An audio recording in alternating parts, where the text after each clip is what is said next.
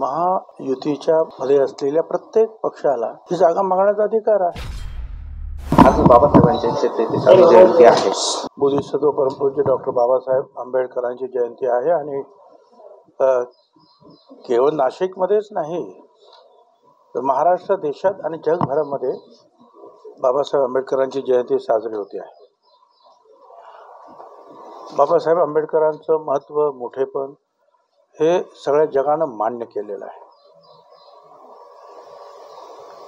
रक्ताचा एकही थेंब न सांडवता कोट्यावधी लोकांचं धर्मांतर एकाच दिवशी करणं ही जगातील एकमेव अशी गोष्ट आहे, एकमेव उदाहरण आहे.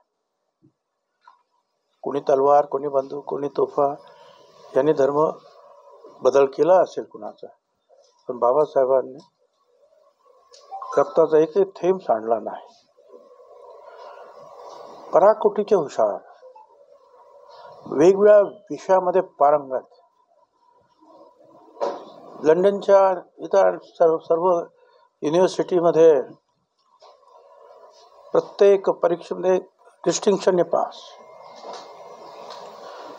कायद्याचा असेल, अर्थशास्त्राचा असेल, मानववंशशास्त्राचा असेल, वेगवेगळ्या याच्यामध्ये अनेक विषय जे 8-8 वर्ष खरं म्हणजे लागले असते शिकायला, ते 2-2.25 वर्षामध्येच त्यांनी जे आहे पूर्ण केले आणि त्याच्यामध्ये डिस्टिंक्शन मिळवलं.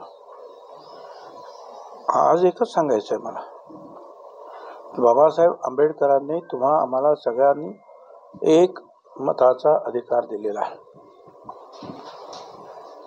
साधा झोपडपट्टीतला आपला गरीब बांधव किंवा महालात राहणारा एखादा फार श्रीमंत, दोघांनाही बाबासाहेबांनी समान पातळीवर आणलं आणि दोघांनाही या देशाचं जे आहे मालक बनवलं. दोघांनाही एकाच मताचा अधिकार दिला. स्त्रियांना, पुरुषांना पण तसाच अधिकार दिला. भारताच्या निवडणुका सध्या सुरू आहेत. त्यानिमित्ताने मी एकच सांगेन, आपण अवश्य या मतदानामध्ये भाग घ्या. घरी बसू नका, कंटाळा करू नका. काल ते देखील बोललेत की नाशिकची जागा ही शिवसेनेलाच नाही. असं आहे की जोपर्यंत ऑफिशियल डिक्लेरेशन होत नाही, अधिकृतरित्या जाहीर होत नाही, तोपर्यंत महायुतीच्या मध्ये असलेल्या प्रत्येक पक्षाला ही जागा मागण्याचा अधिकार आहे. हे एक आहे की ज्या वेळेला अधिकृतरित्या उमेदवाराचं नाव जाहीर होईल त्यावेळेला आम्ही सगळेच, मग शिंदे शिवसेना असेल, अजितदादा पवार NCP गट असेल किंवा भाजप असेल, आम्ही एकत्रित काम करणार आहोत. नाशिकच्या जागा सुटायला एवढा निवडणूक जी आहे ही महाराष्ट्रामध्ये शेवटच्या टप्प्यात आहे. फॉर्म भरायला सुद्धा 26 एप्रिलच्या पुढे सुरुवात होणार आहे. त्याच्यामुळे इतर ठिकाणचं जे काय आहे तिथल्या वाटाघाटी ताबडतोब आटोपणं, कारण त्यांचे काही निवडणुका आता 2 दिवसात आहेत, 2-3 दिवसात काहींची परत फॉर्म, दुसऱ्या टप्प्यातले फॉर्म भरायचं काम सुरू आहे. तर तिथल्या ज्या काही गोष्टी असतात उमेदवारीच्या संदर्भातल्या, त्या वाटाघाटी पूर्ण करण्याकडे सध्या लक्ष आहे सगळ्यांचं. हे महायुतीचं सुद्धा आणि महाविकास आघाडीच्या बाबतीत तेच आहे.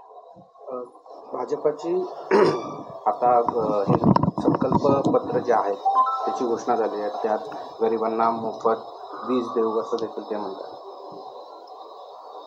असं आहे की भाजपने जर सांगितलं असेल तर ते पूर्ण सुद्धा करतील, कारण अनेक गोष्टीमध्ये त्यांनी ती पूर्तता केलेली आहे.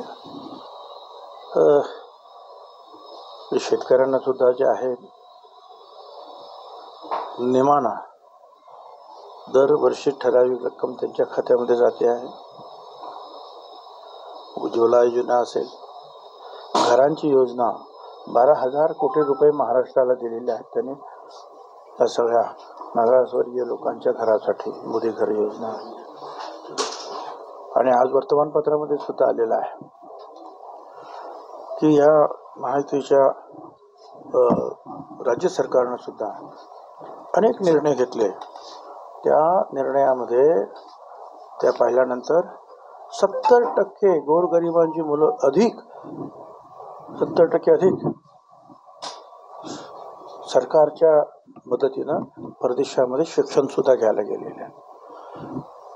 तर महाराष्ट्रामध्ये सुद्धा आपण पाहिलं की फार मोठ्या प्रमाणावर विकासाची कामं सुरू आहेत. तर अशा ते प्रत्येक क्षेत्रामध्ये जे आहे काम करण्याचं जे आहे सुरुवात त्यांनी केली. म्हणजे सुरुवात म्हणजे चांगलं पूर्ण सुद्धा त्यांनी केलेलं आहे.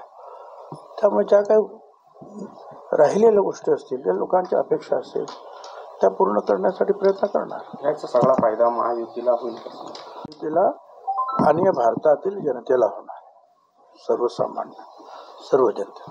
धन्यवाद. देश विदेशातील प्रत्येक घडामोडींचे लाईव्ह अपडेट मिळवण्यासाठी आता साम टीव्हीच्या सर्व सोशल मीडिया प्लॅटफॉर्मला लाईक, फॉलो आणि सबस्क्राईब करा. तसंच सर्व नोटिफिकेशनसाठी बेल आयकॉन प्रेस करायला विसरू नका.